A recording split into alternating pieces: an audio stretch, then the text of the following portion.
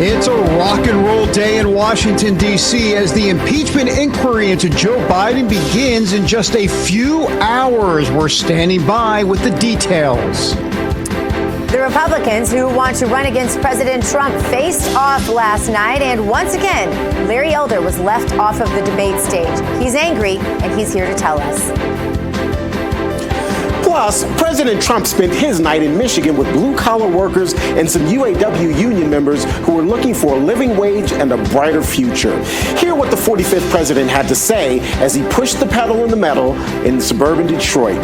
Those stories and more as American Sunrise starts right now.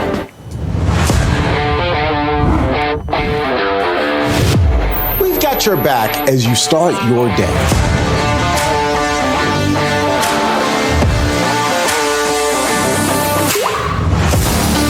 Articulating what the majority of Americans feel today, and I really appreciate that you do. Y'all tell the truth. You guys are our voice. We watch every morning while getting ready for work. Good morning. I'm Dr. Gina, live from West Palm Beach, and we have the one and only David Brody there in Washington, D.C. David Brody. Good morning. Yes, hello. Good morning, Gina. I had to survive that GOP debate last night, and honestly, the only thing getting me through was like snacks. I mean, I watched it. My kind of guy. Watched it. Yeah, and the thing is, when the hummus ran out, and yes, don't judge me for hummus and vegetables, leave me alone. But when the hummus ran out, that was sad because the GOP debate wasn't all that great, honestly. But yeah, I think I was snacking the whole time too. I would not flipping around and watching all the other things going on. There was a lot last night, and not much changed. We're going to talk about that, aren't we? We are, and Terrance Bates, we are going to talk a whole lot about that and lots more today. On American Sunrise, you've got the headlines. Great to see you, Terrance, as always, sir. David, always good to see you. Dr. G, good to see you as well. We are now hours away from the beginning of the first impeachment inquiry hearing against President Biden. At 10 this morning, the House Oversight Committee will lay out the evidence it has already collected against the president. Leading up to today's hearing, the Republican-led committee released this document saying that Assistant U.S. Attorney Leslie Wolf did not allow agents to investigate Joe Biden as part of a FARA, or Foreign Agents Registration Act investigation. Plus, this week, Committee Chairman James Comer uncovered hundreds of thousands of dollars worth of wire transfers from a Chinese company to Hunter Biden using Joe Biden's Delaware address. At the center of it is a man named Jonathan Lee. One issue in Congress that Democrats and Republicans agree on is we don't want China taking over industries important to our national security. We don't want China buying farmland. This is the guy that does that. Jonathan Lee is the person who represents China. And if you research it, Joe Biden met with Jonathan Lee. He wrote a letter of recommendation for his child to get into college in the United States. That's the kind of evidence that's expected to be laid out during today's hearing. Republicans are expected to call at least 3 witnesses, including forensic accountant Bruce Dubinsky and former Assistant Attorney General in the Justice Department's Tax Division, Eileen O'Connor. Democrats are set to bring constitutional law professor Michael Gerhardt to testify. President Trump is headed to California tomorrow for an encore speech to the one he gave before union and blue-collar workers in Michigan Wednesday night. So give me 4 more years and I will give you the end to this horrible globalism that's killing our country. I'll give you the return of the United States of America as the greatest and strongest industrial nation in the history of the world. Those remarks coming in suburban Detroit amid the United Auto Workers Union continued strike of Detroit's big 3 automakers. While the 45th president didn't meet with the UAW's president, there were UAW members at that event. In the meantime, the union is preparing to ramp up its strikes against Ford, GM, and Stellantis as soon as tomorrow if there is no serious progress in labor negotiations. The ongoing strike has already shut down an assembly plant for each of the big 3 and 38 GM and Stellantis parts and distribution centers. The clock is ticking and there is no consensus on funding the government as a shutdown looks almost inevitable come midnight Saturday. The 4th partial shutdown in a decade would mean hundreds of thousands of federal workers would be furloughed and a number of government services would go dormant. Wednesday, House Speaker Kevin McCarthy rejected a stopgap funding measure from the Senate that would have kept the government open through November 17th. House Republicans are calling for funding legislation that would stop the flow of migrants into this country at the southern border. They also want steeper spending cuts. In the event of a shutdown, certain government workers will be furloughed. Others will have to continue working without pay. That's a quick check of your headlines. I'll, of course, have more headlines coming your way. But with all that's happening today, Gina, I think it's definitely appropriate to have a Bible verse to start things off. Yeah, I actually told them in the chat that we did a prayer at David's suggestion before the show together. And that was so nice, David. I just want to thank you again for that. And Terrance, your enthusiasm about it was touching as well. But let's check out today's Bible verse from Jesus Calling. It says, I pray that he would grant you, according to the riches of his glory, to be strengthened with might through his Spirit in the inner man, that Christ may dwell in your hearts through faith, and that you, being rooted and established in love, may be able to comprehend with all the saints what is the width and length and depth and height, to know the love of Christ, which surpasses all knowledge, that you may be filled with the fullness of God. Now to him who is able to do exceedingly abundantly above all things, according to the power that works in us, to him be the glory in the church by Christ Jesus to all generations, forever and ever. Amen.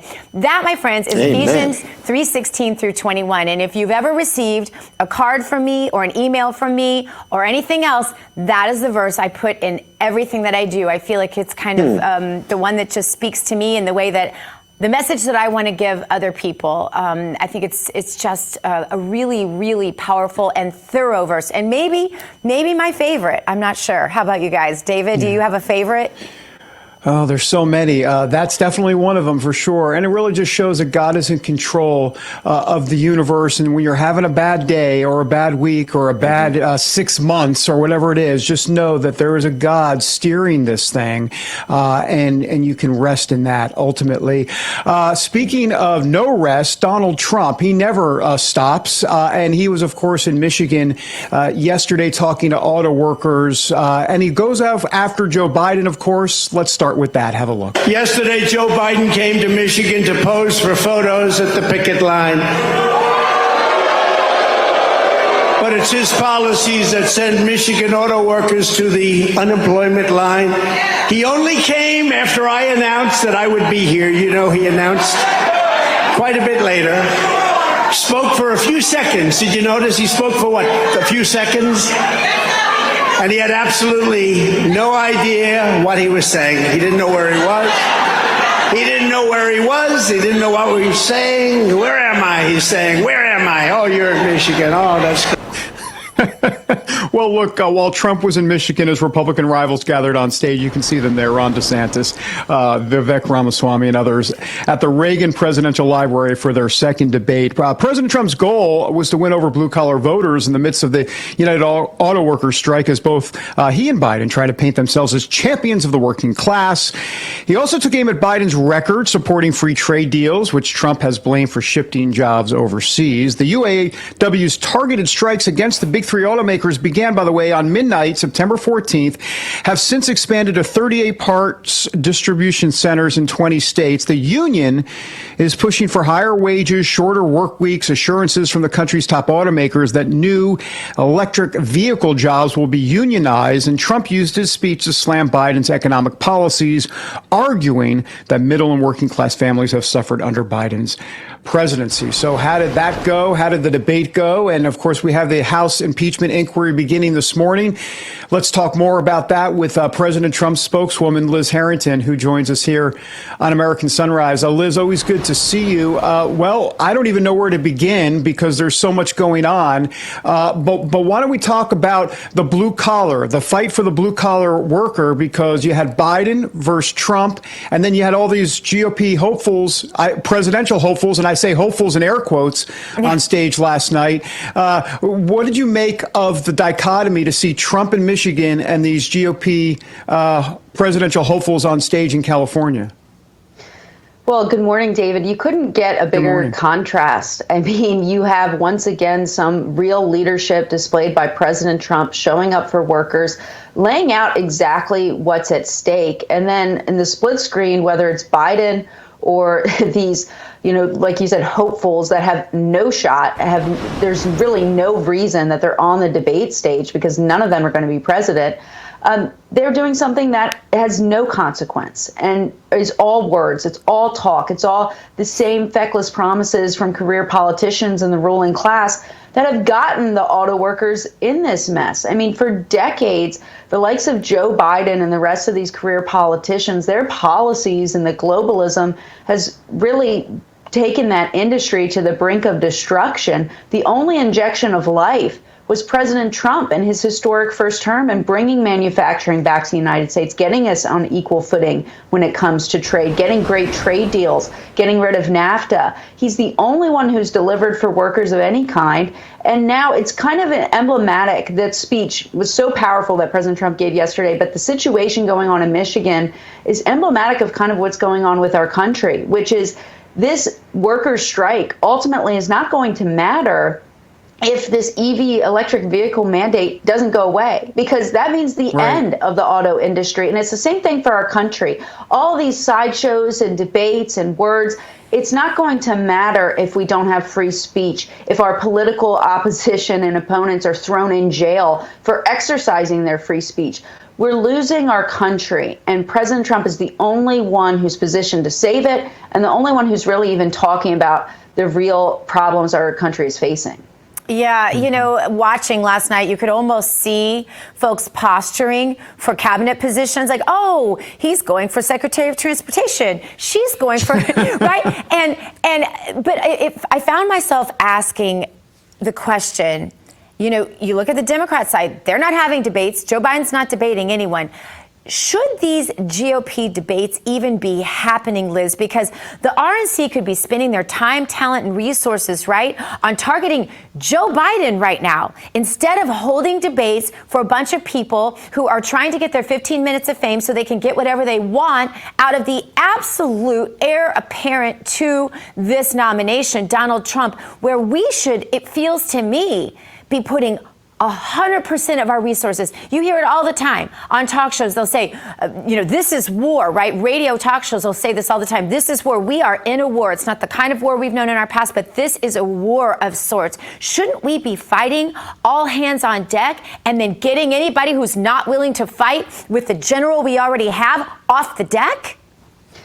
Absolutely. I couldn't agree with you more, Gina. I mean, this is the key issue, right? I mean, it's the general election. It's our elections, right? President Trump talked about this on Truth Social the other day. Why is the RNC wasting all this time and money and energy on these meaningless debates? I mean, you couldn't get something more meaningless than that display last night.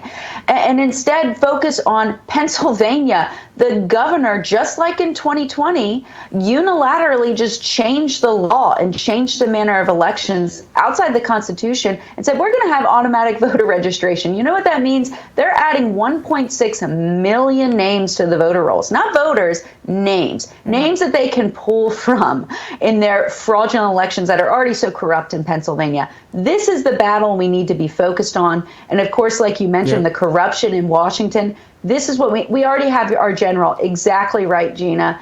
We are banding around him. We just need our so-called leaders in the party to get behind him. No doubt. No doubt. Thanks, Liz. Appreciate your time. General Trump. I love it. Very nice. Thanks, Liz. Appreciate it. Great to see you. All right. Coming up, it's a big day. The impeachment inquiry starts this morning, and the House GOP just released a boatload of evidence. We will tell you about it. That's up next, so stick around.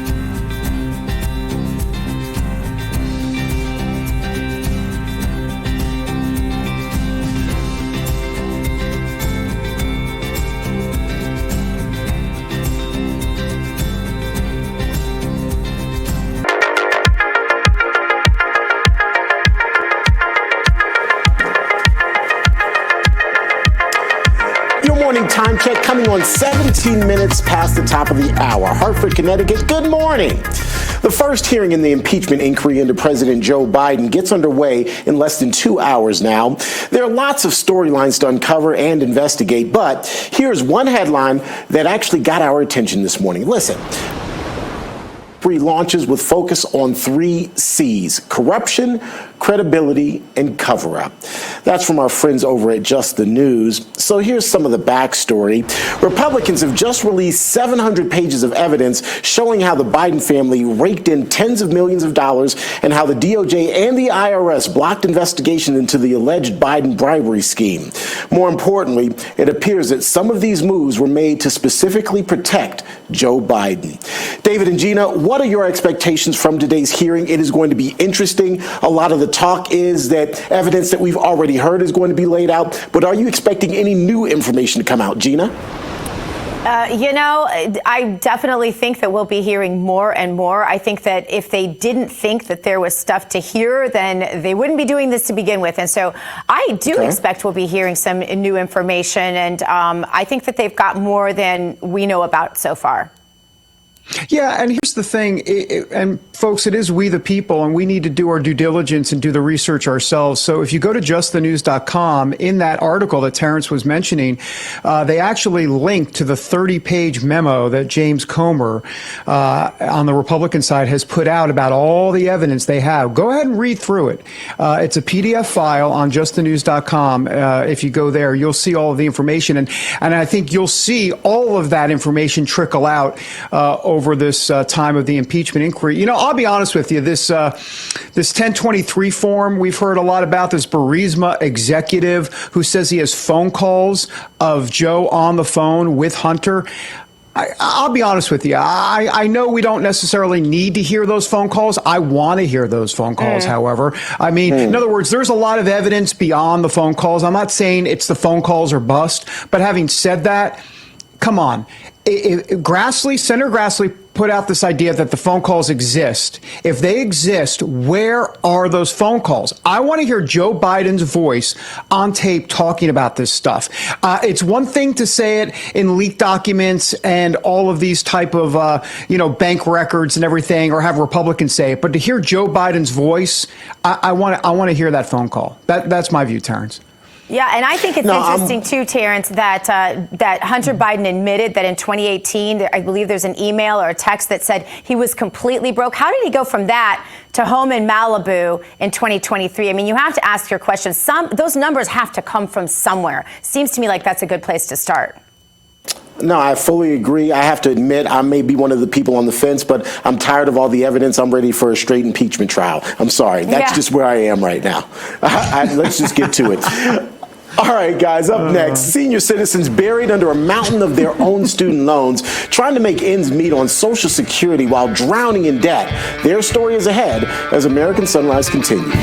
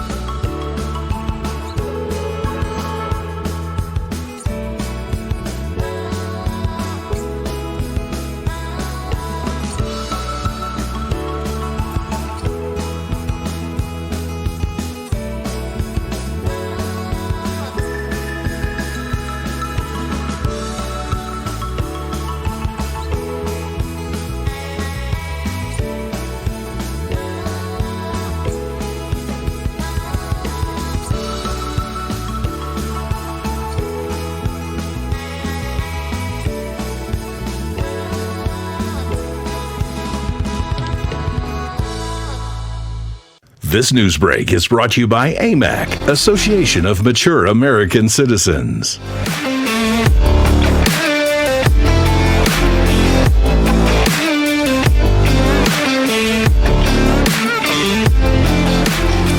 Welcome back to American Sunrise. I'm Dr. Gina. It's good to be with you all. It is time now for news sponsored by AMAC. If you think student loans are just something that worries the younger set, guess again. Take a look at this headline. Senior citizens still crushed by their student loans. The number of people aged 60 and older who still have student loan debt has sextupled since 2004, and the amount they owe is up 19-fold.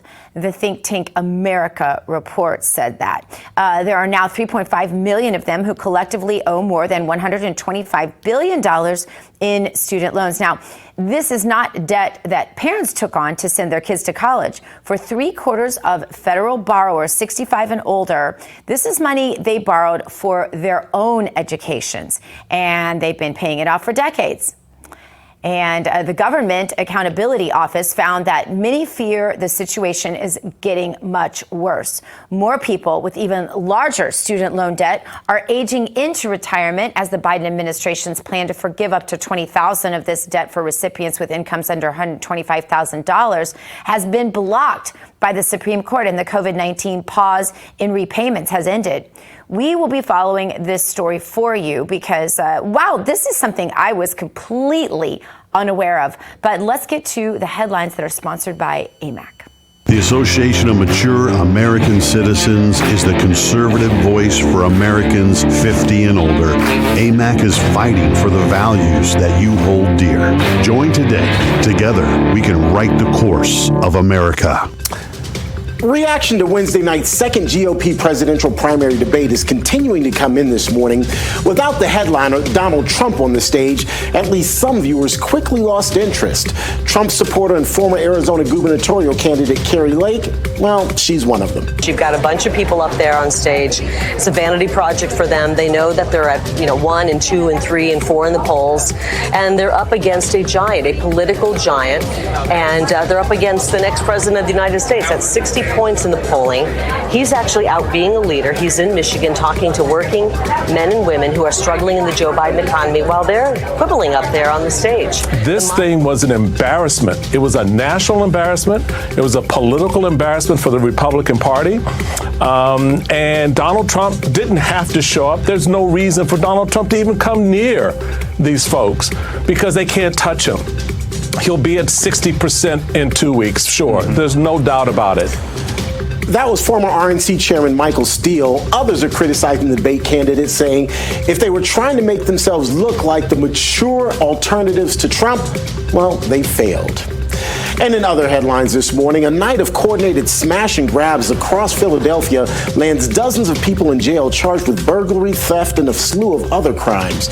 Police say Tuesday night's flash mob style ransacking was fueled by social media and at last check, it led to 52 arrests. Also, all but 3 of the suspects were adults. Foot Locker, Lululemon, and Apple are among the stores that were broken into and robbed. At least 18 state-run liquor stores were also looted, leading the Pennsylvania Liquor Control Board to close all 48 of its Philadelphia locations on Wednesday. Investigators believe the crime spree was organized on social media and that there may have been a caravan of vehicles going from location to location, causing mayhem. That's a quick check of your headlines. We'll, of course, have more headlines coming your way here in just a little bit. But now, let's head to D.C., where David Brody is hanging out. Dr. G, I see you over there as well. Thanks, Terrance. I appreciate it. Boy, let's talk about the 0.0% debate last night. I call it that because that's the chance that everybody on stage last night has of being the next president of the United States. And here are the highlights, the lowlights, the in-between lights. Here they are. Where's Joe Biden? He's completely missing in action from leadership. And you know who else is missing in action? Donald Trump is missing in action. He should be on this stage tonight. He owes it to you to defend his record where they added $7.8 trillion to the debt. And I want to look at that camera right now and tell you, Donald, I know you're watching. You can't help yourself. I know you're watching, okay? And you're not here tonight not because of polls and not because of your indictments. You're not here tonight because you're afraid of being on the stage and defending your record. You're ducking these things. And let me tell you what's going to happen. You keep doing that, no one up here is going to call you Donald Trump anymore. We're going to call you Donald Duck. You have said slaves develop skills in spite of slavery, not because of it. But many are still hurt. For the sentence of slaves, this is personal. What is your message to them? So first of all, that's a hoax that was perpetrated by Kamala Harris. We are not going to be doing that. Second of all, that was written by descendants of slaves. These are great black history scholars, so we need to stop playing these games. There is not a redeeming quality in slavery. He and Kamala should have just taken the one sentence out. I have a radical idea for the Republican Party. We need to win elections. And part of how we win elections is reaching the next generation of young Americans where they are. So when I get into office, I've been very clear. Kids under the age of 16 should not be using addictive social media. This is infuriating because TikTok is one of the most dangerous social media apps that we could have. And what you've got, I honestly, every time I hear you, I feel a little bit dumber for what you say. You've gone and you've helped China make medicines in China, not America. You're now wanting kids to go and get on the social media that's dangerous for all of us. You went and you were in business with the Chinese that gave Hunter Biden $5 million. We can't trust you. Polls don't elect presidents. Voters elect presidents. And we're going to take the case to the people in these early states. We're going to do it in a state-by-state direction. And why? Because as Reagan said in his day, this is our time for choosing. Hoi Gewalt. Craig Shirley, you are with us. You are a wonderful presidential historian. Thanks for being here. You know, at the top of the show, I said I had hummus for a snack. Maybe I should have had an Alka-Seltzer chaser. What's your take on what happened? What do you think happened on that debate stage last night? Did I miss anything? No, it was a nothing burger, unfortunately, David. It should have been a policy debate. It should have been deep discussions about the issues facing this country, about Joe Biden, about Joe Biden's impeachment. But instead, it reminded me of the island of misfit toys, a bunch of squabbling children.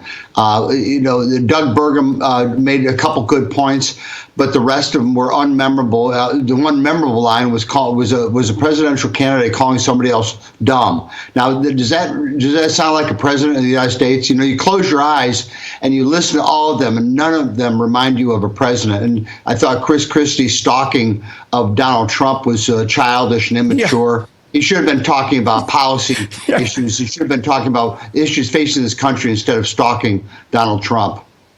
Yeah, I thought that line by Christie was ridiculous. The Donald Duck line. Like, thanks, Chris. Yeah. You went ahead and rehearsed that in a mirror 7 times beforehand. And, oh, by the way, Donald Trump is not watching the debate live. He's got better things to do. Craig, let me ask you about this LA Times article that we saw that interested us because it talked about Reagan. It said the Republican debate has an unplanned theme. This isn't Ronald Reagan's party anymore. And that is 100% true. Tell us historically how we've gone from, in essence, Reaganism to this version here of Trump populism. It's definitely changed the party.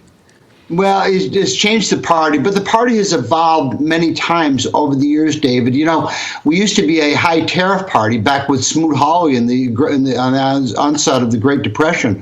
Then we became a free trade party under Reagan. Now we're back to a high tariff party. We used to be an anti-war party under the America First movement in the 1930s before World War II. Then we became an internationalist party in the 1950s and 60s and later. Then we tended toward isolationism again. We used to be a high tax party. And I remember the Nixon administration in 1970, Ted Kennedy, who was then a senator, and Walter Mondale, senator, said we need to cut taxes to get the American economy moving. And the Nixon administration said, no, we need to do more federal spending to prime the pump. So the parties have completely changed positions on the issue of tax cuts. So we've seen the Democratic Party has been fairly steady since the 1930s, since the New Deal. It's been the party of big government. The Republican Party has gone back and forth on many, many issues. And by the way, Reagan was also a populist. He was conservative. Populism is, at its core, is anti-bigness, anti-big corporations, anti-big government. And Reagan was both of those. What do you think Reagan would think about the Republican Party today? I mean, there's one school of thought that Reagan might be considered an establishment Republican today, but I kind of hold the view that actually maybe not. Maybe he would be a different version of Trump in a way, because he would be pushing back on a lot of the nonsense and the anti-common sense stuff we see today. I think you're absolutely right, David. He would. I don't know how we thought about the debate last night. You know, I went back and looked at the 1980 debate with Carter, and it was so policy driven. It was so issue driven. And the same thing with the debate between Kennedy and Nixon in 1960. Again, policy driven, issue driven. There wasn't this snarky little consultant imagined barbs thrown at each other. And that was really what was too bad. It was that they spent it last night. They spent more time talking about each other than talking to the American people about what they're going to do for this country if they're elected president of the United States. So I think Ronald Reagan would be just fine. Ronald Reagan fit in his party in the 1960s. He fit in his party in the 1970s. He fit in his party in the 1980s. And by the way, part of fitting in a party is leading it. And Reagan was always a leader. So he would have been leading the Republican Party to his point of view. Craig Shirley, always great insight. Thanks for being here, as always, on American Sunrise. Appreciate it. Thanks, David. All right. When we come back, yes, Joe Biden. Gosh, why do we always talk about him? Well, we have to, I guess. We're going to talk. What is that? What is he, in Hawaii there? What's going on there? He's never in Hawaii anyhow. The Biden impeachment inquiry will begin in less than 2 hours. We have your preview and also insight from one of the House managers involved in the Clinton impeachment. You don't want to miss that. We're right back. Joe, don't worry. It's going to be okay. Take an Excedrin.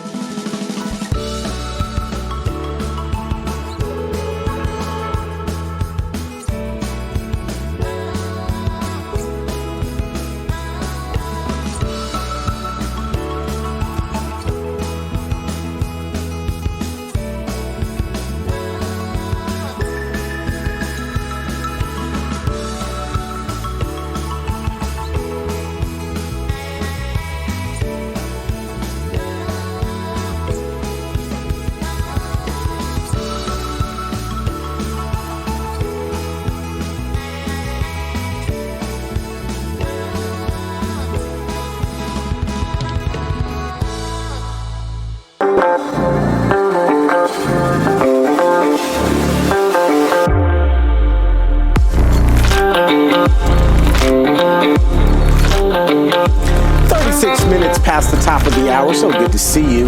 In less than an hour and a half, at 10 o'clock this morning, one of the House committees overseeing the impeachment inquiry into Joe Biden will hold its first hearing. Congressman James Comer, the chairman of the House Oversight Committee, says today's hearing will feature testimony from legal and financial experts about crimes the Bidens may have committed as they brought in millions of dollars at the expense of U.S. interests. Comer has long alleged that President Biden profited from his son Hunter Biden's business dealings during his vice presidency, and that includes Hunter's work with Ukrainian energy company Burisma Holdings. A White House spokesman says Republicans are holding an impeachment inquiry in order to distract from a possible government shutdown. Joining us now with his take on today's proceedings is former Georgia Congressman Bob Barr. By the way, Congressman Barr was one of the House managers during the impeachment of President Bill Clinton. Good morning and welcome back, sir. Good morning. Always great to be with you and your viewers. Well, it's good to have you. So let's just get right to it. As someone who's overseen an impeachment, where do you think the House Oversight Committee and House Republicans in general need to be focused today? Well, first of all, I have a little bit of a disagreement with the process that they're using. To me, an impeachment inquiry needs to be focused through the Judiciary Committee and the Judiciary Committee only. Splitting it up between two or more committees loses, or at least runs the risk of losing focus. Now, I don't know why McCarthy has split it up the way he did, maybe to appease certain members of the Freedom Caucus or whatnot, but it ought to be focused only through the Judiciary Committee, which is the only committee of the House that has jurisdiction over impeachment ultimately. That being said, I do think that the initial set of hearings that they're starting today is properly focused to provide a legal basis for the various potential crimes that the president and former vice president might have committed. So I think it's a good start. I just would rather see it come through the Judiciary Committee only. I hear that. So since in your estimation, that's kind of a lapse from the part of Kevin McCarthy, is even opening this impeachment process with this sort of inquiry the smart way to proceed, given the fact that congressional committees have already been laying out evidence against President Biden for months now? We've got the evidence, so why not just go straight to impeachment or a vote? I do think that an impeachment inquiry is the proper step to do that, even though there is a great deal of evidence already both in the public domain and in the congressional domain. Going through the formal process, I think, gives a degree of gravitas to it and credibility to it that it really needs. Now, your other question, or at least the other question that I hear in your question, is the timing. Why didn't they start this impeachment inquiry months ago before we get into the other issues on the agenda, such as the government shutdown, because it simply gives the Democrats an excuse, silly as it is, that it's a distraction, which it isn't. But I do think, I kind of agree with you, that it should have started months ago, and they would be far ahead of the game by this time. And Congressman Barr, again, I'm kind of dig into your experience dealing with these sorts of things with impeachment. At this point, do you expect this thing to get done before next year, before the election? It seems like time is running out, and there's going to likely be a lot of information and evidence to lay out. It certainly could. When we began the impeachment inquiry formally against President Clinton, it was in the latter part of 2017, and then into 2018 is when the formal impeachment hearings began in the House Judiciary Committee. And then it went to the floor in December of 2018.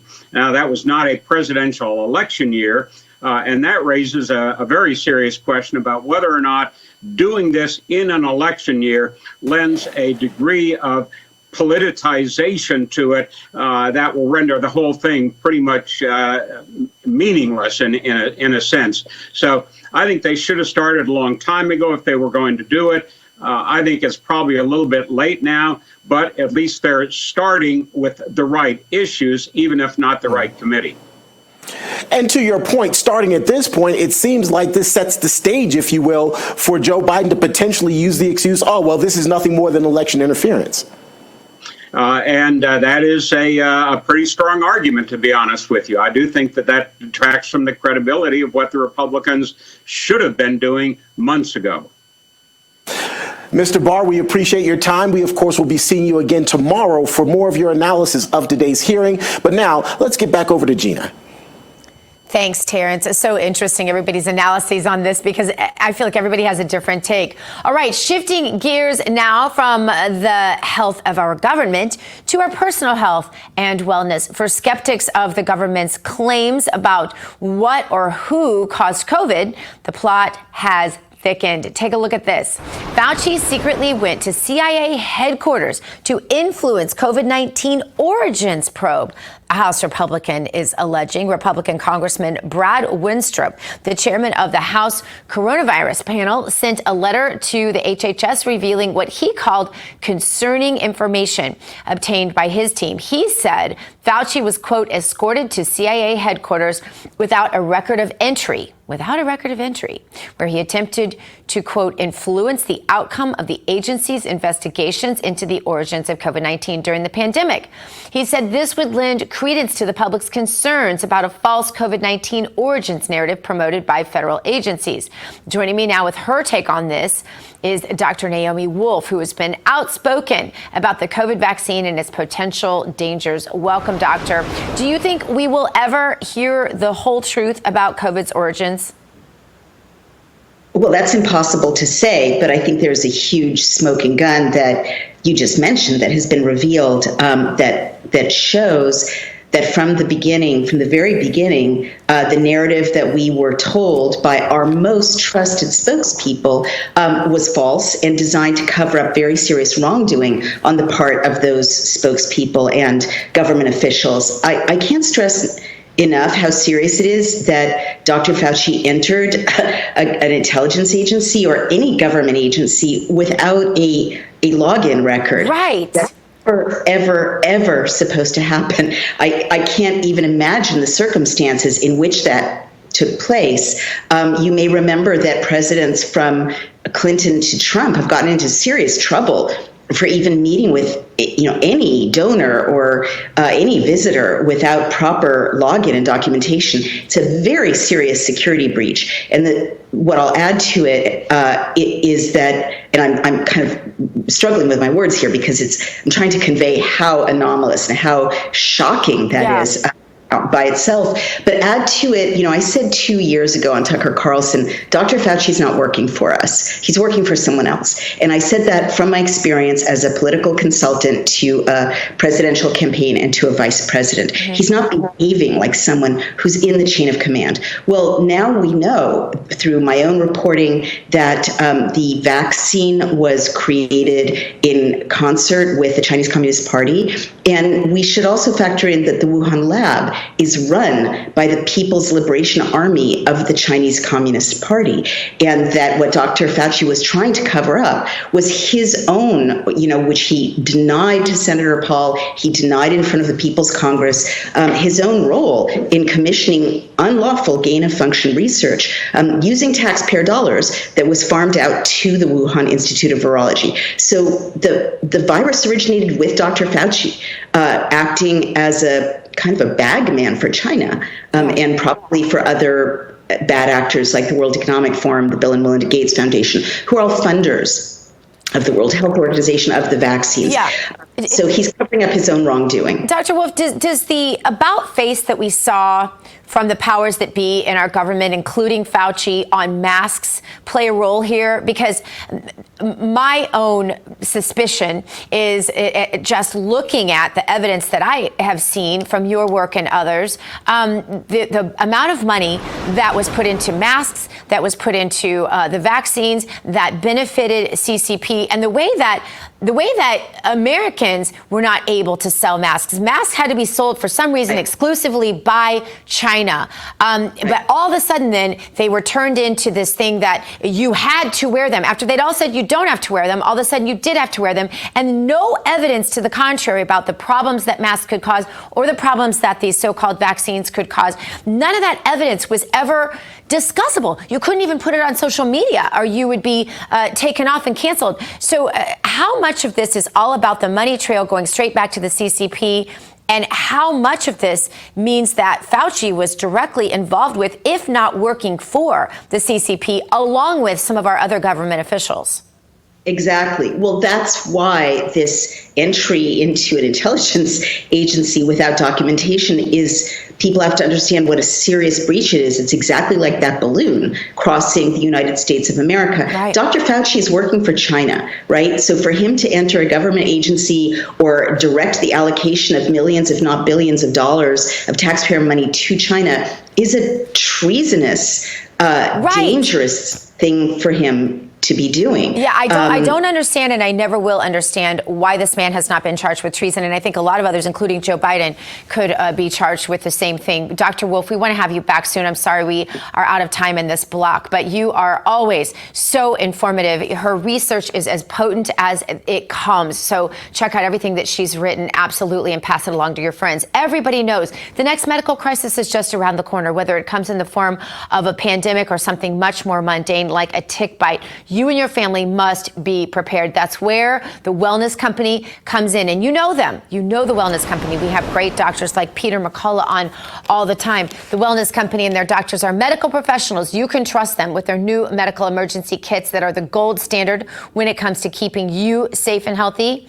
Be ready for anything. This medical emergency kit contains an assortment of life-saving medications, including ivermectin and the Z-Pak, hard to get when times are rough. The medical emergency kit provides a guidebook to aid for the safe use in all of these life-saving medications. Rest assured, knowing that you have emergency antibiotics, antivirals, antiparasitics on hand to help keep you and your family safe, whatever the globalists throw at us next. Go to twc.health/voice today. Place your order. That's twc.health/voice. Use the promo code VOICE to save 10%. All right, up next, it's time to stay awake, not woke.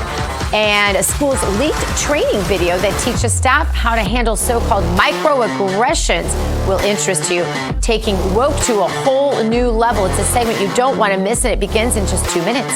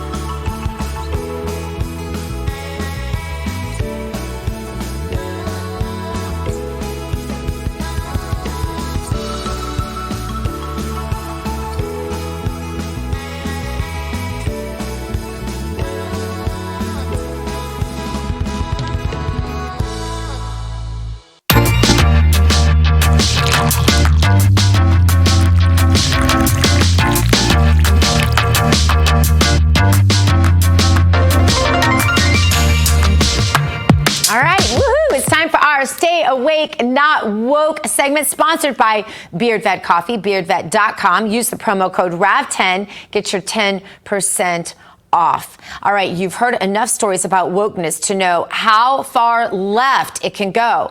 But the next one kind of takes it to a whole new level. School's professional training video compares white people get this, to mosquitoes that may carry threatening diseases. Oh, that's not racist or anything. School staff in Minnesota were shown a training video that warns against so-called microaggressions. It used a metaphor to compare white people to mosquitoes and to show how allegedly dangerous they can be. The school said the video was meant to, quote, address the needs of its diverse community after it was leaked on social media and brought to their attention. Brace yourself, take a look. Mosquito bites and their itch are one of nature's most annoying features. But if you're only bitten every once in a while... No, where are you really from? Cleveland. Sure, it's annoying, but it's not that big a deal. The problem is that some people get bitten by mosquitoes a lot more than other people. I mean, a lot more. Whether it's on a date... Oh, your English is so good. Excuse me? Going grocery shopping. You know, everything happens for a reason. I'm just buying apples. Commuting to work. So when are you gonna have a baby? Watching TV. We have to keep the Redskins name. It's part of our culture and history. Or just walking down the street with your partner. I couldn't even tell you were gay. Mosquitoes seem to pop up everywhere. Do you know John? Give me shopping advice. I love Cher too. And getting bit by mosquitoes every day. Can I touch your hair? Multiple times a day. So pretty. Can I touch your hair? Can I please? Is annoying. And makes you want to go ballistic on those mosquitoes. Which seems like a huge overreaction to people who only get bit every once in a while. It's just a mosquito bite. Who cares? Just another angry black one. Of course, beyond just being annoying, some mosquitoes carry truly threatening diseases that can mess up your life for years. Astrophysics? Maybe you should try less challenging, Major. Ow, my dreams. And other mosquitoes carry strains that can even kill you. He looked like he was up to trouble, okay? I felt threatened. So next time you think someone's overreacting, just remember, some people experience mosquito bites all the time. You're all so exotic. Wow. And by mosquito bites, we mean microaggressions. Wow, just about speechless on that one. Pulling out the gun and shooting the emblem for the white people is okay. Reducing them to ashes in the corner. This is not mistaken. This was an absolute kill the white people propaganda. David, your initial reaction? Well, I'm glad you brought that up. I mean, what was shocking to me, and of course, you know, the microaggression stuff, you know, we all know about that. But when she took out the gun and said, I'm going to go ballistic on these mosquitoes, I mean, we hear from the left all the time about, you know, let's calm down on the violent rhetoric, and then we have this type of stuff. Look, the problem is not the microaggression mosquitoes. The problem is that the left have their mosquito biting operation all to themselves. They have been doing this. They're trying to dismantle society. That's the real problem here. I mean, whether it be abortion on demand, puberty blockers for everybody, sex reassignment surgery, you go down the list, drag shows in front of children. The left is dismantling, Terrance, the nuclear family, and that's the real aggression. Yeah, Terrance, the police part too, with the police around the body line. I want to get your comment on that. No, I was just going to say there's so much to unpack here, and quite honestly, we've got to go to a break, and I don't have enough time because I'll spend the next 15 minutes on this, so let's just move on. Oh, but we want your comments, Terrance. Can I protest? I want to know. Can you? Okay, all right. If we get in trouble, remember Dr. G said I could go on my tirade here. So David, I will disagree with you. I think that the focus is the microaggressions here, but I think that this video failed in the way it tried to portray or address the issues of microaggressions, because microaggressions isn't a racial issue. It is a character issue. It's a way that you treat other human beings, and it's not a white thing. It's not white people only have microaggressions. We as black folks have microaggressions. Heck, I as an early riser have microaggressions. I had about 5 of them before we even came on the air this morning. So my argument would be that there was a fail in the way they tried to portray this particular issue. I'll just leave it there because I've got 10 more minutes. Well, we want to make time for that 10 minutes sometimes, Terrance, because you're amazing. All right, up next, our moment of faith. Find out why Alabama University is in hot water for a mass baptism. We'll be right back.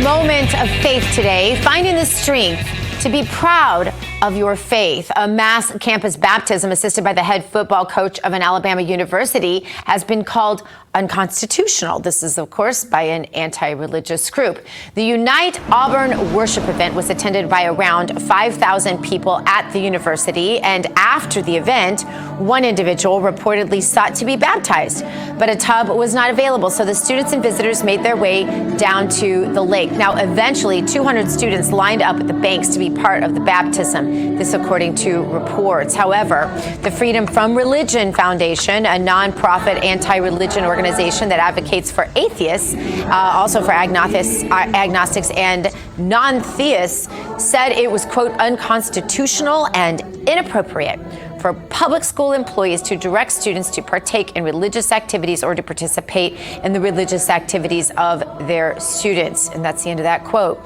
Joining me now to discuss is Father Frank Pavone, the director of Priests for Life. Father Pavone, welcome. It's discouraging to me, but worse, it's hypocritical to me for anyone to complain, right, about the free expression of religion in an American culture that constitutionally guarantees that freedom, right, while they're pushing their woke religion on students every single day.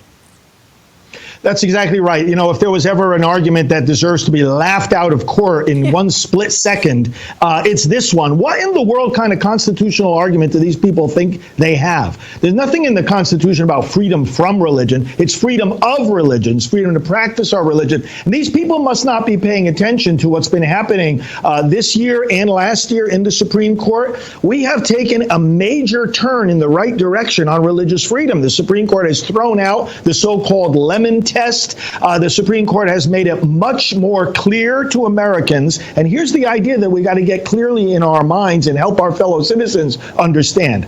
There is absolutely nothing wrong, inappropriate, or unconstitutional about expressing our faith in public institutions, in public arenas, in the public square, in schools, in businesses, in the halls of government. There is absolutely nothing unconstitutional about that. For about 50 years now, we've been indoctrinated with the idea that somehow there cannot be this excessive entanglement of church and state. But again, the Supreme Court has rejected that notion. And it's time that these freedom from religion people understand that point.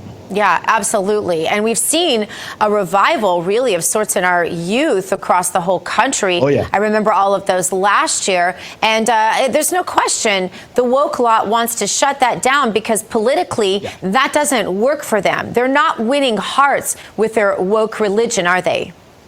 Well, there's 2 points here. Politically, it's dangerous for them because when people are spiritually activated, they come to realize what direction American public policy has to take. Yes. We can't be allowing abortion. We can't be doing the things that the radical Democrats are doing. They are acting in an anti-faith way. But Gina, there's another dimension here too. It's the responsibility of the churches. It's the responsibility of believers, and the clergy need to reinforce this, that our faith is not something we just hold and practice in private. Jesus gave us a commission to make disciples of all the nations, to shout the faith from the rooftops. Right. And if the church isn't doing that, well, then basically we're inviting people like freedom from religion to do these ridiculous things. Great point. Great point. They're going to step in where they see a crack in the foundation. Father Frank Pavone, always a rock in my faith, and I know that of many others. We'll be back in a moment for the second hour of American Sunrise.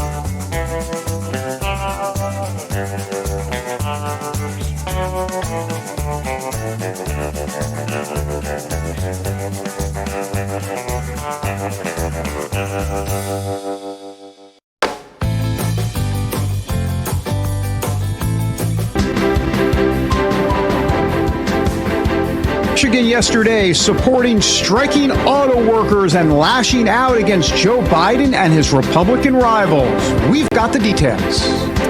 D.C.'s version of the Loch Ness Monster, Bob Menendez, pled not guilty in federal court despite 26 senators calling for him to step down. He's not budging. A second debate with second-tier candidates. That's how some are describing last night's GOP presidential primary debate in California. Ahead, the Californian himself, Larry Elder, joins us live to talk about being left off the debate stage and his frustrations with the RNC. For our friends on Getter and beyond, let's get her done. All of this as the second hour of American Sunrise starts right now.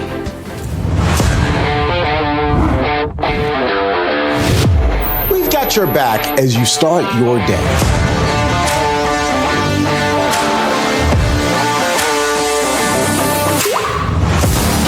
You are articulating what the majority of Americans feel today, and I really appreciate that you do.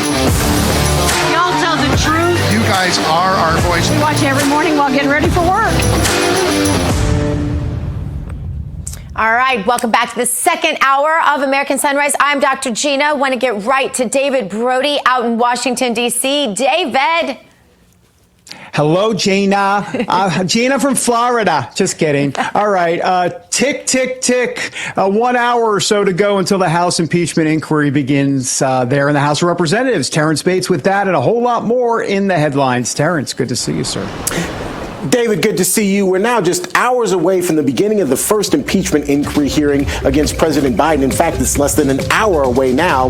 It's at 10 o'clock this morning. That's when the House Oversight Committee will lay out the evidence that it's already collected against President Biden. Leading up to today's hearing, the Republican-led committee released this document saying that Assistant U.S. Attorney Leslie Wolf did not allow agents to investigate Joe Biden as part of a FARA, or Foreign Agents Registration Act investigation.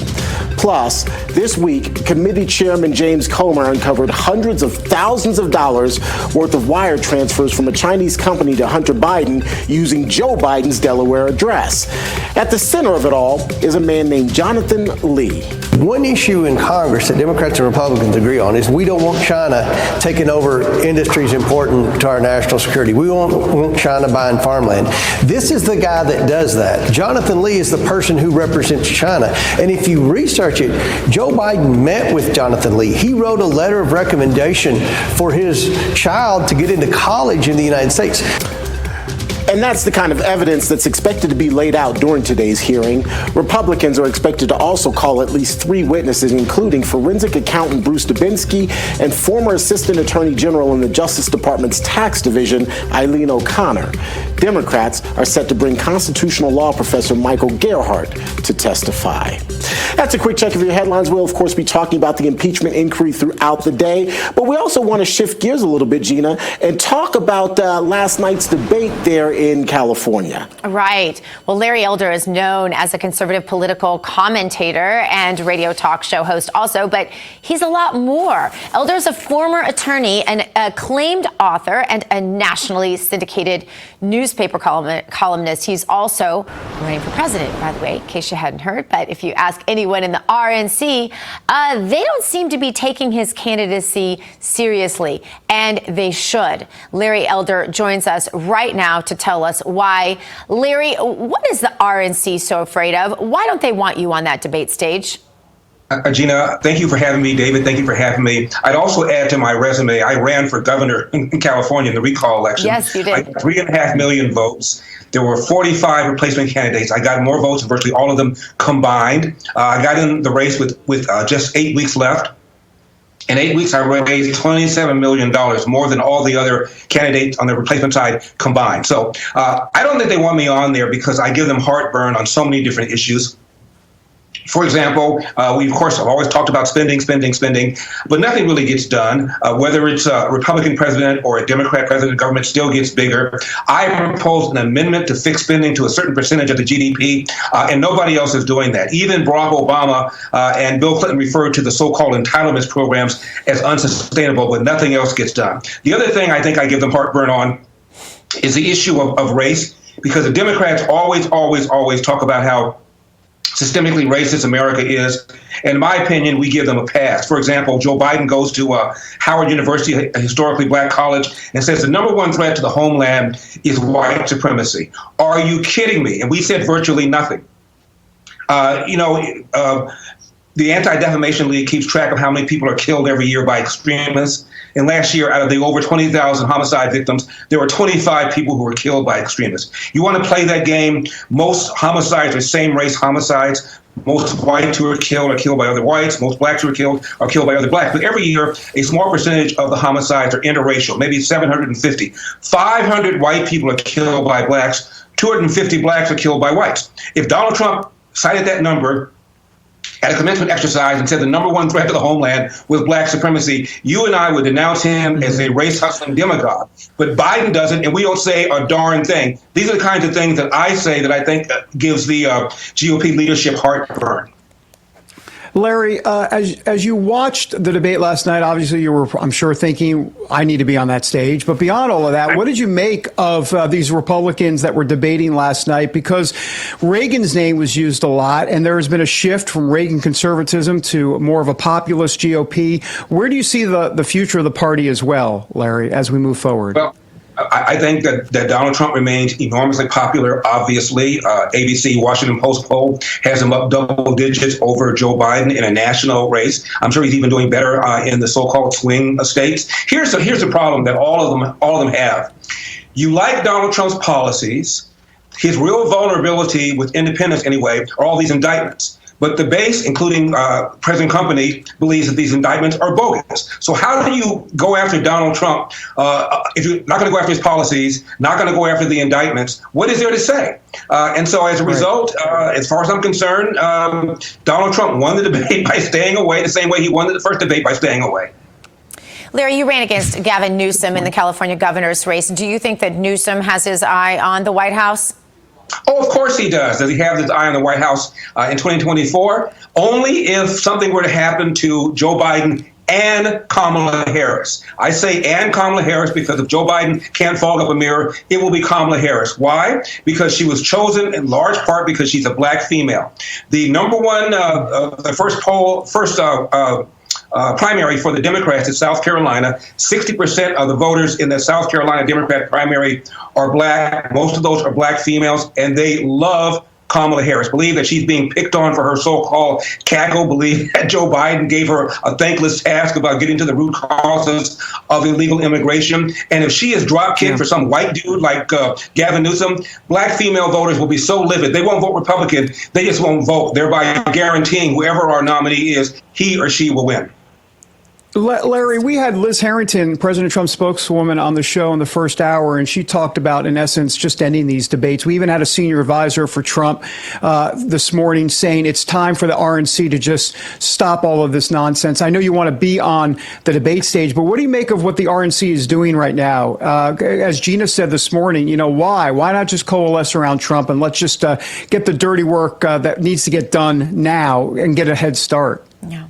Well, historically, the way you do this is with debates and have primaries. And so the season has got to play out. Look, Donald Trump picked off, 16, 17 people in 2016, and the Republic survived. We'll survive this. By the way, I've written a book about what a left-wing loon Gavin Newsom is, called As Goes California, My Mission to Rescue the Golden State and Save the Nation. Don't forget, this is the guy that wants to ban gas-powered cars by 2035. He's a more environmentalist, climate change extremist than even Joe Biden is. This is the guy who set up that reparations panel. Even Californians, by a 2-to-1 margin, oppose cash payments for reparations.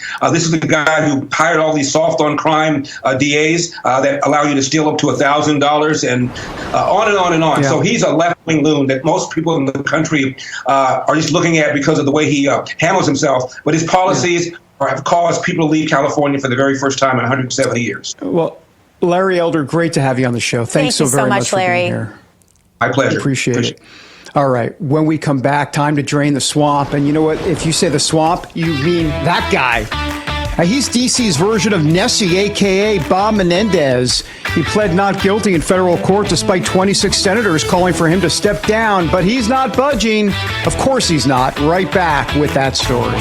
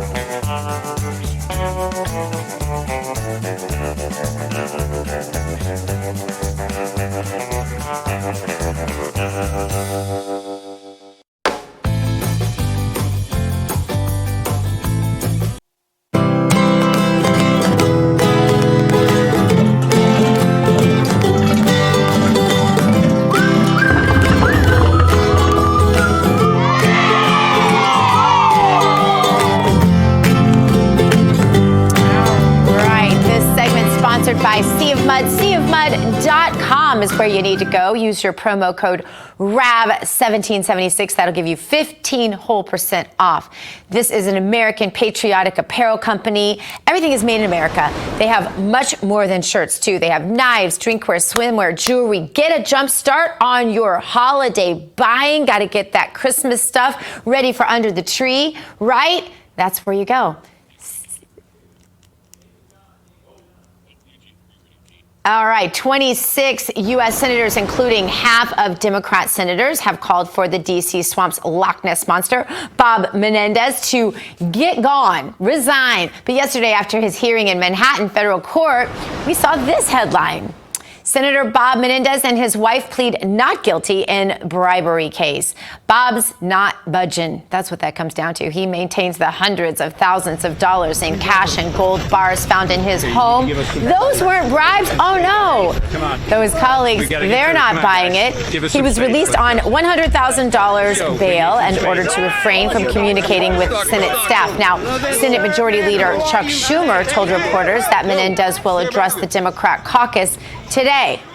We are going to keep you updated on this story as the drama continues, as the world turns, right, Terrance? With all the incriminating evidence in this case and the number of calls for Menendez to step down, what do you think it'll take for him to give it up?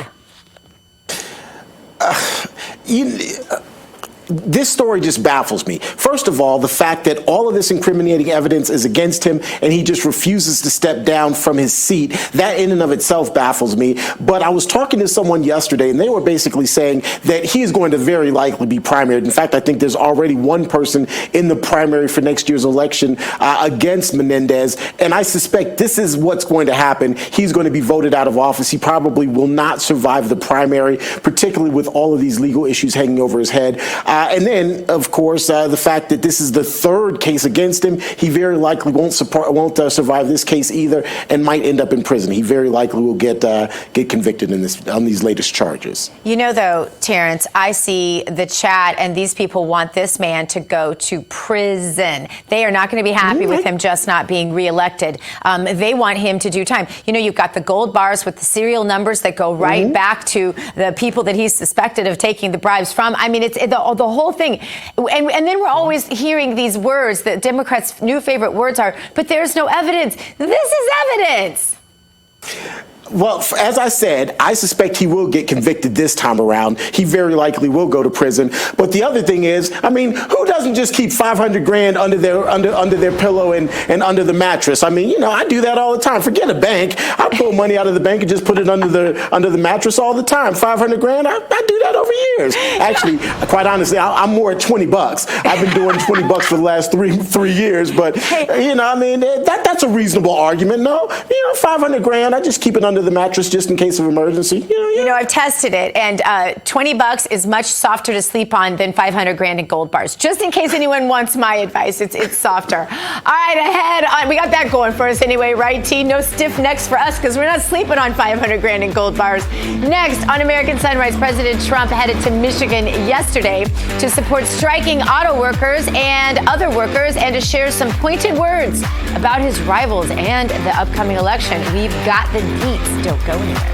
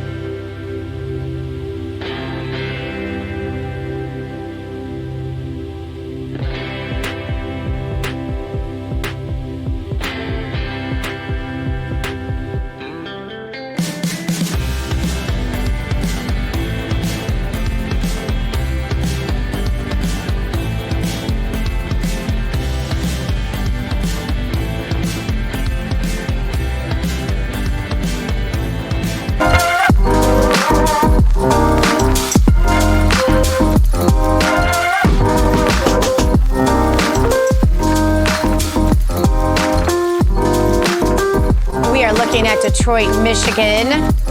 You would never know all the drama happening there right now, right?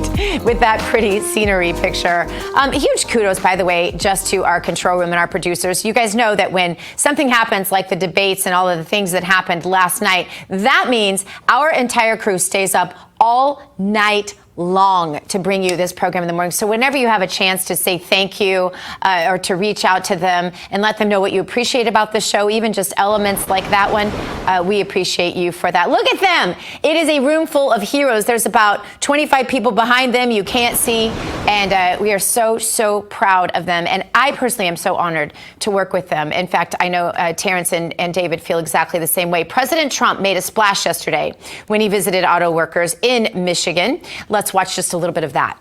Again, and I promise you this, with me as your president, our opponents will lose and our American workers will be the biggest winner of them all.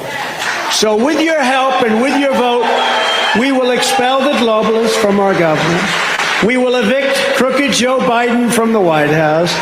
We will put America and our workers first. We're going to put them first. And we will do something that's very, very special that I've been saying for a long time, and we had it going at a level that nobody ever thought possible. We will make America great again. So thank you. God bless you, Michigan, and God bless you, auto workers, and God bless America. God bless everybody in this room. Thank you all very much. So nice. Thank you. Thank you. Thank you very much. Want to bring back in my buddy David Brody. David, you know, when I listen to President Trump, when I hear him talk, when I hear his voice, when I hear his intonation, I just get a feeling of assurance. I get a feeling of like we have a leader again, or still. I don't think he's ever really gone anywhere, but it's so different from the clamor that I hear from the rest of the people out there who are vying really for what Trump was just naturally endowed by God with, it almost seems. And sorry for my poor syntax there, but what are your thoughts on that? Well, I 100% agree with you, and it's because he's no BS, and he's not the typical politician, and that's why he got elected the first time, for sure. And there was a whole lot more excitement in that room last night than there was on the GOP debate stage in California. And I noticed as I was watching the debate last night, because you're kind of forced to watch it, you kind of have to watch it so you can kind of prepare your thoughts. To me, it seemed like everybody was just having all of these canned responses.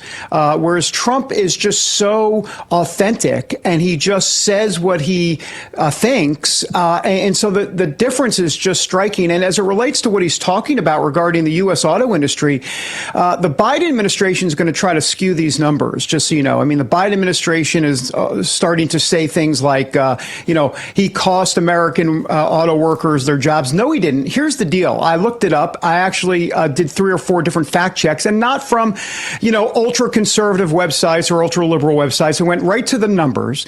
U.S. auto workers actually rose in terms of employment. U.S. auto employment rose by 4.6% under Trump from 2017 to 2019. Wow. And if you notice, Gina, I didn't say 2020 because this just in, the COVID's crap and all that stuff happened. And then, of course, everybody decided to cut jobs and all of that type of stuff. And so then you saw the plummet.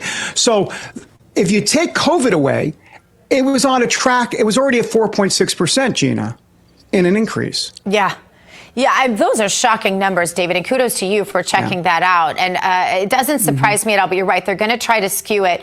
I think one of the most compelling moments in the debate last night was where the candidate Doug, is it Murtaugh? Is that how you say his name? Murtaugh? Burgum. There you go. When Doug Burgum. And his eyebrows. Those are weird eyebrows. But he had a moment where he talked about how basically if you are driving an electric car, you are contributing to the degradation of the environment worse than any place ever has before. Anyway, let's head back out to Denver because we've got T. Bates with an AMAC update. The Association of Mature American Citizens is the conservative voice for Americans 50 and older. AMAC is fighting for the values that you hold dear. Join today. Together, we can write the course of America. Murtaugh, I think that was one of the characters from the A-Team anyway. AMAC sponsors stories that we share with you every single day about how mature Americans can remain vibrant, strong, and of course, most importantly, informed. Joining me now with more about the Association of Mature American Citizens is Carl Holsfield. He's the Executive Vice President of AMAC's Senior Resource Network. Carl, good morning. Good morning. So let's get in here. With all of the happenings here in Washington these days, what issues have your members actually been most worried about? Sure. I mean, they're worried about all the same things a lot of conservative Americans are worried about. But, we're coming up to the Medicare season, for example. People are concerned about health care insurance. They're concerned about their Medicare. They're concerned about their prescription drugs. And along with all the woke ideology and all the other things happening, that's what they're concerned about. Gotcha. Carl, we're going to go to the opening bell here on Wall Street momentarily, but before we get to that, you brought up Medicaid, and that was actually going to be one of my next questions to you.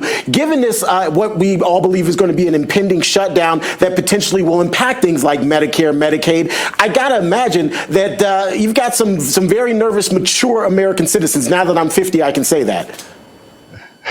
That's right. But, the government shutdown won't affect your health insurance coverage or your Medicare insurance coverage. Now, it will affect things, if everyone remembers a few years back when the government shut down, things like government websites, people go to get knowledge and information like Medicare.gov, healthcare.gov. Those sites were actually shut down the last time we had a government shutdown, but that doesn't shut down what we do and the help that we give our members and future AMAC members. You can call us, you can get the advice you need. Our advisory services will help you with Social Security, with Medicare, with health insurance. None of that will ever stop, regardless of what's happening in Washington. Carl, stand by. We typically go to the opening bell on Wall Street and look at our stocks this morning. I want to come back after that and talk a bit about money, because that's obviously a driving force for many senior citizens. You can see the folks there clapping on Wall Street. The futures right now in the red, everyone. Hopefully that will change the moment we hear the bell sound and the market's officially open. I'm tap dancing a bit because that bell has not sounded yet, but it likely will happen here momentarily. Right on cue, there you have the bell, and the markets are now open. The S&P 500 and NASDAQ both in the green to start. Unfortunately, the Dow is in the red. So, Carl, as we come back to you, I would imagine that there are also many seniors who are investing. They're watching their 401ks, their long-term investments dwindle, and that also has to be a major concern in this Bidenomics economy. It's not necessarily a good word, even though President Biden is trying to make it such. Yeah, no, agreed. I think everyone should be concerned with our current administration, not just about the economy, but the future of your 401ks, your retirement plans, the health of the housing market. All those type of things can negatively affect every American, and we've seen it in the past, and we expect to see it in the future if things continue to go the way they're going to go. So I do want to get back to Medicare. What is the Medicare annual election period? Are we in that period already? Not quite yet, but it's coming up. Yeah, there's a very important time for seniors in this country, particular Medicare eligible enrollees, and that is October 15th to December 7th, known as the Medicare annual election period. And what happens during that period? Explain that to me. Again, I just turned 50, so you have to excuse my ignorance. No, that's okay. You're not quite Medicare eligible yet. Medicare, people become eligible for Medicare when they turn 65 typically. So when they turn 65, they become Medicare eligible, and they have a lot of choices. But this time, particularly October 15th to December 7th, allows people that are on a Medicare Advantage plan, known as Part C of Medicare, or a prescription drug plan, known as Part D. It allows them to make a change, look at what plans might be available for 2024, discuss it with their agent or advisor, and make that plan change at that time and compare plans to what they might have for 2023. And they must do so by December 7th. For someone my age who's not quite 65 yet and not quite eligible for Medicare or Medicaid, is this the time to start looking at other maybe private health insurances? Because will Medicare, will Medicaid be solvent in, say, 15 years? Yeah. So we can't promise anything like that, right? We hope so. AMAC fights for people's Medicare services and the ability for people like myself, people like you to have it in the future. But none of us have a crystal ball. But for those who aren't Medicare eligible or aren't 65 yet, the private market is still viable, whether you get your health insurance through an employer plan, through a union plan, or just the individual private market, those are things AMAC can help you with, and those are things that are still available to every American out there. All right, Carl, we've got to go to break. Stay by your phone. I'm calling you right after we get out of here. Up next, get up some of that sauce as 2024 is getting saucy. Joe Biden just released his first attack ad against President Trump. Hang out for 2 minutes to see what Sleepy Joe has in his bag.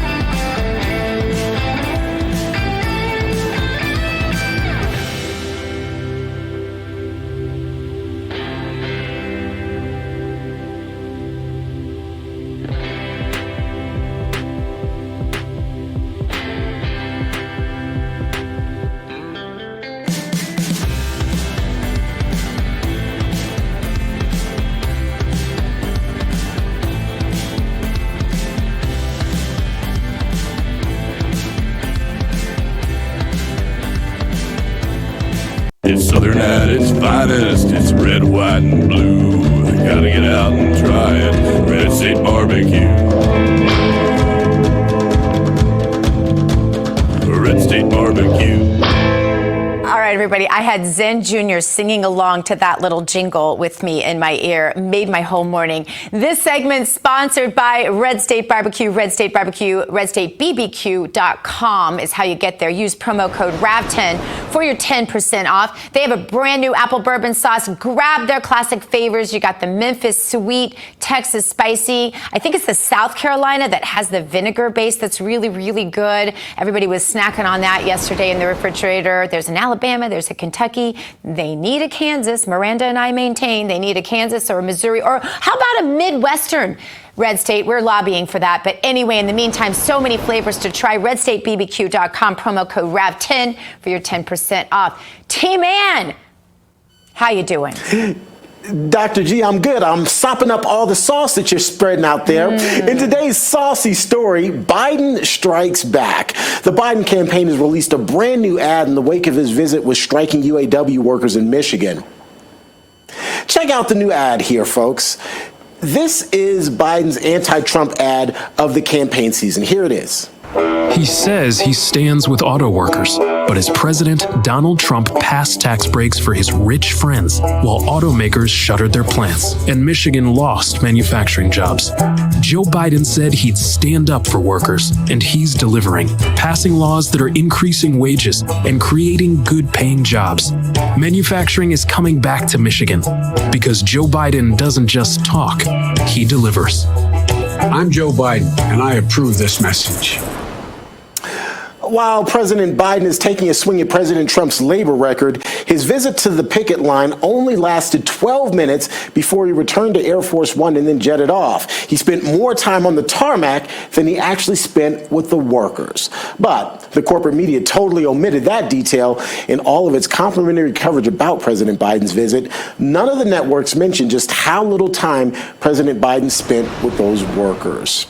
Joining me now with his take on the Biden ad is Turning Point USA contributor and host of Daily Caller Live, Joe Bob. Joe Bob, always good to see you, my friend. Typically, I get you in the afternoon. I've got you early in the morning. So take it away. Your thoughts, your initial gut feeling on that Biden campaign ad. Well, you know, the first thing that I thought about, the Joe Biden is running an attack ad on Donald Trump. First things first is the attack ad is the least of Trump's concerns. Joe Biden, I don't know if viewers are noticing this, is using the attack DOJ to go after Trump. So I think the attack ad on Donald Trump is not going to have any real significant impact. But I do like the whole, and by like, I mean I think it's funny, the idea that Joe Biden is trying to tell Americans what is happening, which is the exact opposite of what is happening. He's kind of like doing this, trying to do this Jedi mind trick of everything is fine, we're all okay. And the thing is, I just don't think the American people are buying it. So this sort of thing, I don't think is going to make any headway. And polls are showing too that President Trump is pretty high up there in terms of his polling against President Biden. So I think he's grasping at straws here, is having a difficult time in his 2024 campaign. To your point, if this is a sign of desperation, is this also a sign that President Biden is trying to make this race a general race between him and President Trump because he is facing some opposition from within his own party? Oh, that's 100%. Gavin Newsom of California is running for president of the United States. He keeps denying it. He keeps saying that, I'm not going to run.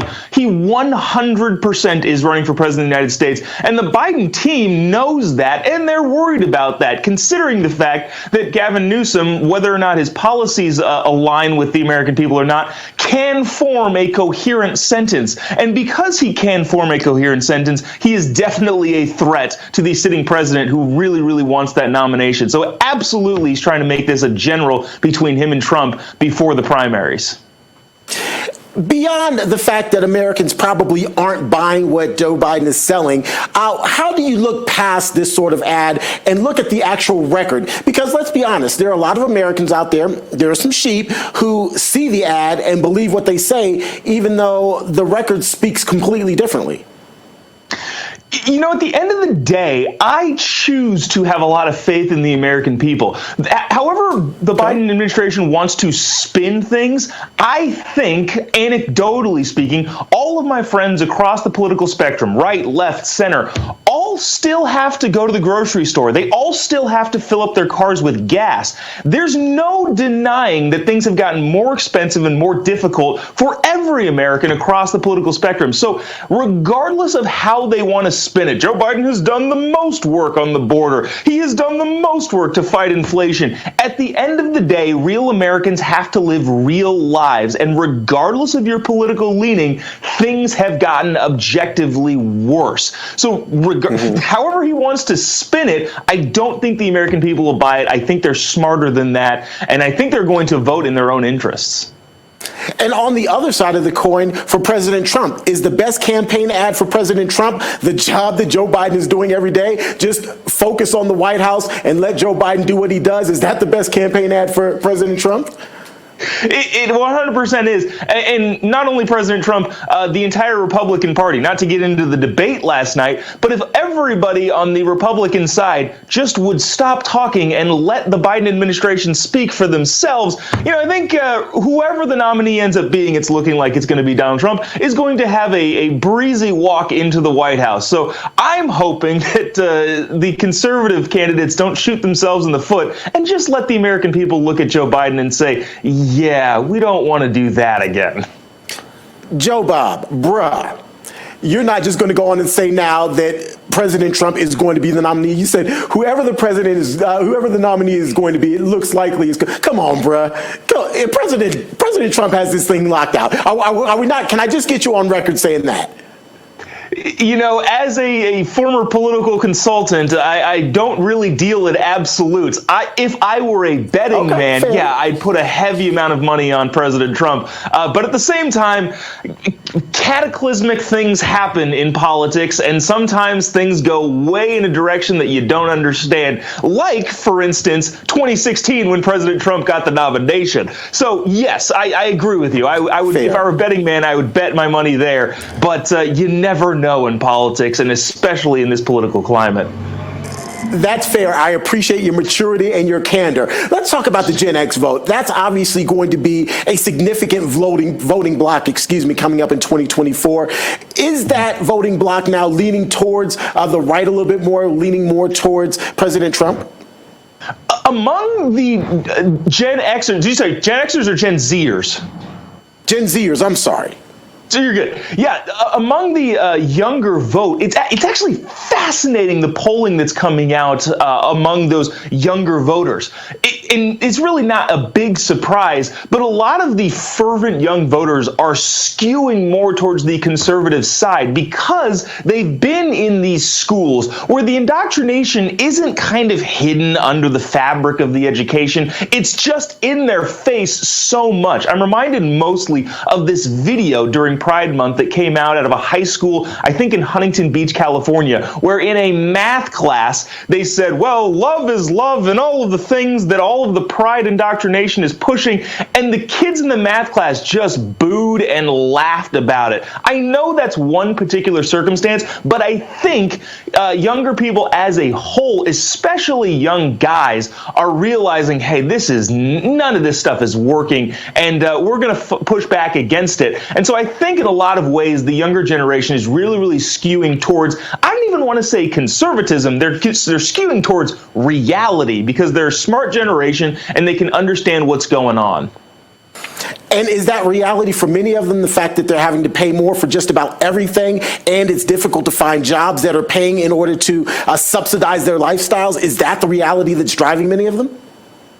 You know, I think that will be the reality when it gets older. But if I were to look, again, this is anecdotally, I talk to college kids a lot. They're really, really upset or perturbed or irritated about a lot of the social stuff. They don't like the fact that administrators are saying, yeah, guys can use the bathroom in the girls' bathroom, or this and that, the other thing, of all of the different social stuff that's being pushed on them. I think you're right. Eventually, when they kind of get older and start getting jobs and find out that the economy is really difficult to operate in, which they're right at the front of, they're going to start realizing some of the economic issues. But I think a lot of the thing that's pushing Gen Z towards the side of reality is how much nonsense is in the cultural component of politics. They don't like to see all that sort of stuff, and they don't like to be told, hey, this is how things are, when they can see with their own eyes this is not how things should be. Joe Bob, as always, good to talk to you, my friend. Good to see you this early in the morning. Have a great rest of the day.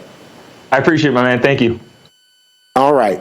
Well, do you get the feeling that something unthinkable is going to happen soon? A lot of people do, but with all the distractions and the smoke screens in the media, we probably won't see it coming. And that's why it's really smart to invest in emergency food today. A wise man once said, it's better to have it and not need it than to need it and not have it. That wise man included my dad. My Patriot Supply is the nation's leader in emergency food storage. Go to the website, preparewithrav.com, and you'll save 25% on My Patriot Supply's 3-month emergency food kits. You'll enjoy a wide variety of delicious meals, providing over 2,000 calories a day for optimum strength under stress. Stock up now before everyone else panics. Free shipping is also automatic, and your order ships fast. So go to preparewithrav.com, that's preparewithrav.com, in order to get your 25% off of those 3-month kits. We're going to take a quick break. When we come back, it's time to spill some tea, and in today's cup, Hillary Clinton. It may actually sound unappetizing, but it's definitely worth the wait. We're back in 2 minutes.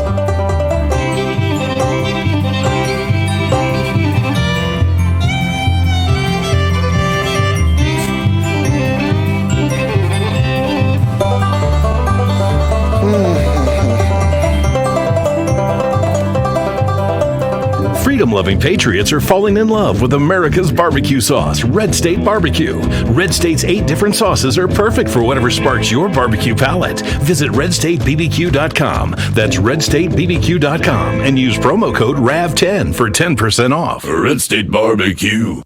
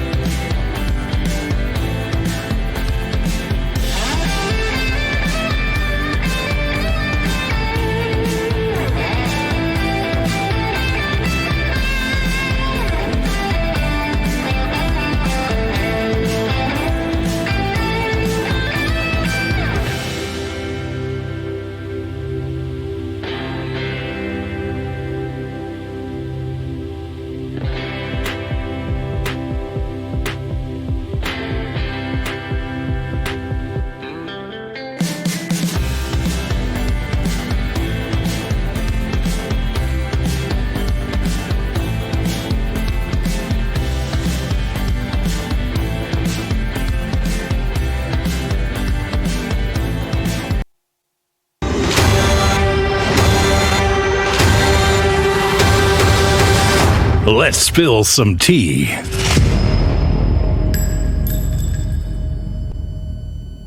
Let's Spill Some Tea is sponsored by Artillery Tea Company. ArtilleryTea.com. Use the promo code RAV for 10% off. Artillery Tea, by the way, is all natural. It's whole leaf. The tea bags are chemical free, and each tea bag can be used twice or 3 times if you're cheap like me.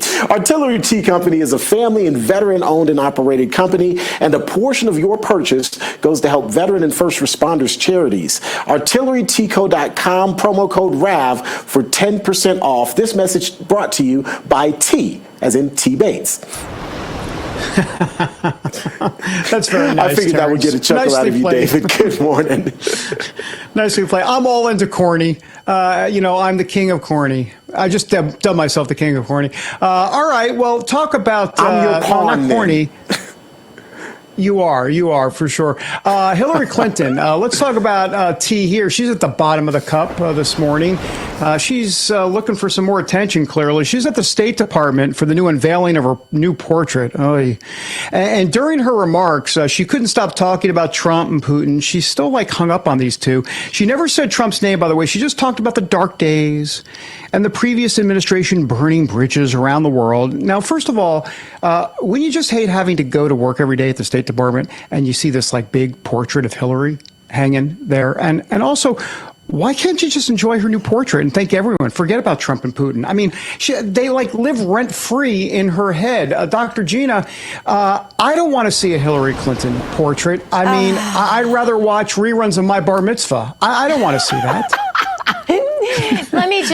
Somebody put me in touch with that artist fast. I need to tell them the last thing we need on this planet are more pictures of Hillary Clinton. Gah, that's awful. Yeah, no, we don't need that. And and you really wonder if you took away the word Trump and Putin from Hillary Clinton's vernacular, what in the heck would she talk about? That's right, Terrance. I mean, I don't know. She just wants to continue to be relevant somehow, and the Democrats and the left continue to love hearing from her. But really, she's the woman that never broke the glass ceiling, and they're still crying from 2016. They're literally still crying. My mom has a saying, and she says, hearing the cheers. And basically, it's when someone is past their prime and they're still trying to live out their youth, or they're still trying to live out something in their past. If there were a meme for, hearing the cheers, it would be Hillary Clinton. She's past her prime, and she just needs to go sit down somewhere. Well, and let me just say, in her this unveiling, let me read you a quote that she said. She said, "We had burned so many bridges with our allies and our friends, so reinstating a foreign policy that placed the best of American values is what we need." Wait, hold on. How do we burn bridges with allies when all we asked, or all Trump asked, was for them to pay their fair share? That's burning bridges for America to not be a sucker? I mean, Gina, I guess the goal, this is the mindset. Yeah, I guess the goal from the get-go was just to get us into more fake wars so that the globalists could make more money. And so to her, Trump days would have been dark days because he had us in a great place on the international level. I mean, everybody either feared him, and that was fine, but he still got along with them. We didn't fear terrorist threat. We didn't fear nuclear threat. We didn't fear any of that. And look at us today. I don't understand how mixed up you have to be, or what a big liar you have to be to somehow conclude that today we are better from a foreign policy standpoint. And that's the fundamental difference between America first and putting America first and having this globalist mindset, which, of course, Hillary Clinton and many on the left have. Well, guys, Sunny Side Up is coming up next. Stick around because more American Sunrise is coming, and you definitely do not want to miss this morning's Sunny Side Up. Flip over to Megs.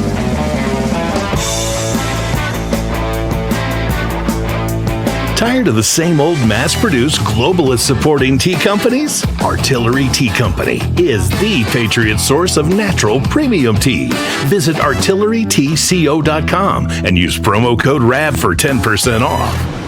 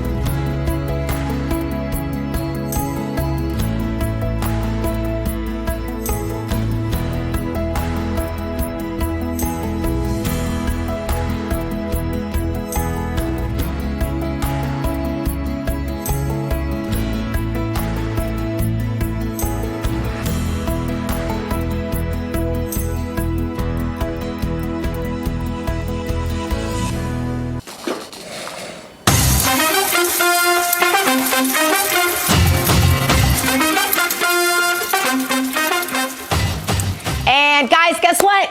It's time for Sunny Side Up, and today's story gives props to whomever is running the U.S. National Park Service's social media. 1.2 million pairs of eyes are on the quirky posts and videos, which have helped grow the Gen Z following and get them engaged with geography. Not really an easy feat. Check out some of these posts, guys. To avoid crowds, visit areas that are less crowded. If you come across a bear, push a slower friend down. You know it's cold outside when you go outside and it's cold. I love this. That's a Kamala Harris quote, by the way. That's a Kamala Harris quote. Oh my gosh, it is. You're so They lifted right. that from a Kamala speech, yeah. No doubt about it. There's another good one. Hiking groups because bears like to have options. So I don't know if you guys can see any of these, but these are amazing. Yeah. Wildlife just wants to be left alone, don't we all? Yeah, so true, right? Yeah. And whoever runs the social media site wrote some new song lyrics to I Will Survive, too. Maybe T. Bates can put this to music. No, Dr. G, no, I'm not doing it. Come on. I'm not. Dr. G, I couldn't do it justice like you would. Please, have at it, madame. Oh, boy. I had producer Jason singing this in my ear. This is one of my karaoke songs. All right. At first, I was a tree. I was petrified. Oh, now I'm petrified. Thinking all my wooden rings had turned to stone inside. Yeah, that's what happened. That's what happened to that tree, guys. Oh, that was good. You guys need to take up the chorus, though, for me. I will survive. And we survived that. We survived that, Dr. G. That's it. You survived that. Yeah, but I want you guys to do the I will survive part. David, please. Well, I don't think I'll sing it. No, I don't. Listen, I have enough problem with the Mac, the Mac situation. The last thing I need is to start singing Gloria Gaynor. The next thing, I'll be doing Village People, and that won't be a pretty sight. So, but, at first I was afraid, I was petrified. I'm thinking that's what I think about every day with the Biden administration. At first I was afraid, now I'm literally petrified. Exactly. Thank you very much. I appreciate it. If you guys won't start singing with me, though, I'm going to have to pull poor Miranda back from the 4 o'clock show because she's doing such a great job there, because she would at least sing with me. I'm just giving, this is your fair warning. I want you all singing with me next time I'm singing. I'm not going to do this alone. I'll sing. Okay. Terrance, let's sing. Let's just sing. Should we just give in to peer pressure? Let's just do it. Okay. All right. Come on. Here we go, David. You ready? All right, ready. Let's go. Here we go. Ready. In 3, 2, 1. Go, David. Oh, don't start with me, Terrance. Wait a minute, I'm not doing that. Listen, I may be dumb as a rock, but I ain't that dumb. It's the end of show, but I'm going to count on you. I want you rehearsing through the night because we're going to do this tomorrow. We will have today, though, the best impeachment inquiry coverage you will ever see. Make sure you stay tuned to RAV all darn day. And we have some great guests coming up on American Sunrise. The one and only Laura Trump, RAV host Grant Stinchfield, former NSC Deputy Chief Tara Dahl, Breaking Point host David Zier, former Congressman Bob Barr, so much more. War Room with Steve Bannon is next. You guys go boldly now. Have a great day. Oh, my goodness.